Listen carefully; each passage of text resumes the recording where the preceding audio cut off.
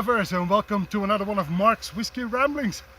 As you can see, I'm in Austria enjoying a wee bit of a ski holiday, and I'm a bit out of wind because it just came down the slope. But whenever you're ready to take a little break, then there is nothing better to take a break with than with a good whiskey. Whenever I go on holiday, whiskey is like a passport. I never leave home without it. Now today what I've brought is the Talisker Neist Point. I have to be honest, I had to look it up. I thought, is it Neist Point? Is it Neist Point? It's Neist Point, so there you have it. Talisker Neist Point. Now, Neist Point is the most westerly tip, no, what am I saying? It's the most northerly tip on the peninsula, on the Isle of Skye, where you can find the Talisker distillery. There's even a lighthouse there. It's been opened in 1909, and it really is a tourist attraction for those hikers who go out there to see the sunset or the sunrise. I don't know. I haven't been there myself, but I'm told, and the pictures speak for themselves, that it's one of the most beautiful places in Scotland. Who am I to disagree? And it goes without saying that the Talisker distillery obviously has a expression named after that point, and it's this one, the Talisker Neist Point.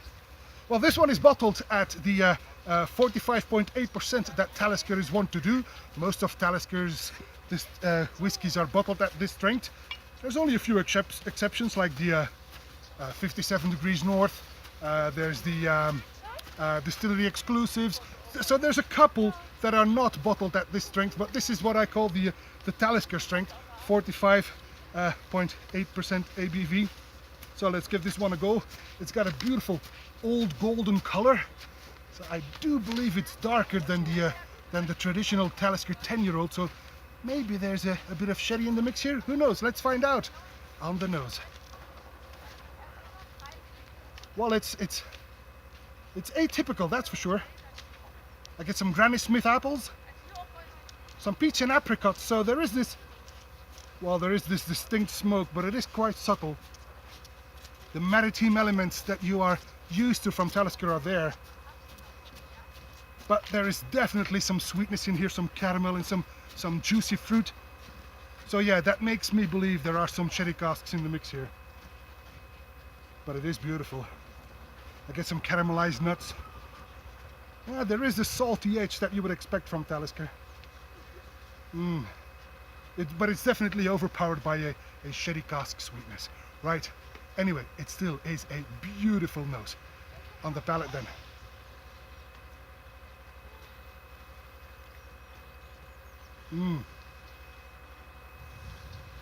Nicely oily.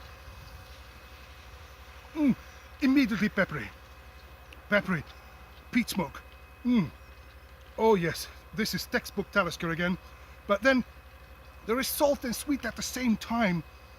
It's mildly drying with a bitterness, like like when you bite on a grape pith, that kind of bitterness.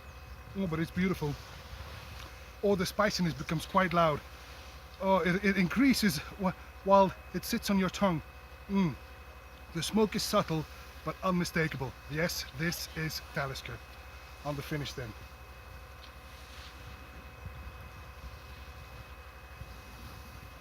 Finish is very long. The finish is very drying. And it's somewhat weird, an unexpected floral note at the death. That was unexpected, but nevertheless, beautiful. Wow.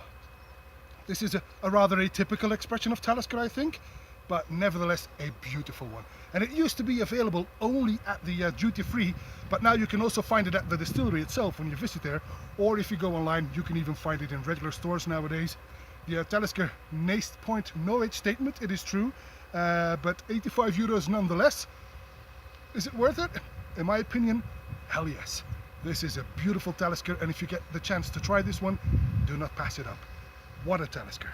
Talisker Neist Point. And that's all for this Whiskey Rambling from Austria. I'm ready to move on onto my next slope. And until then, may the malt be with you. Bye bye.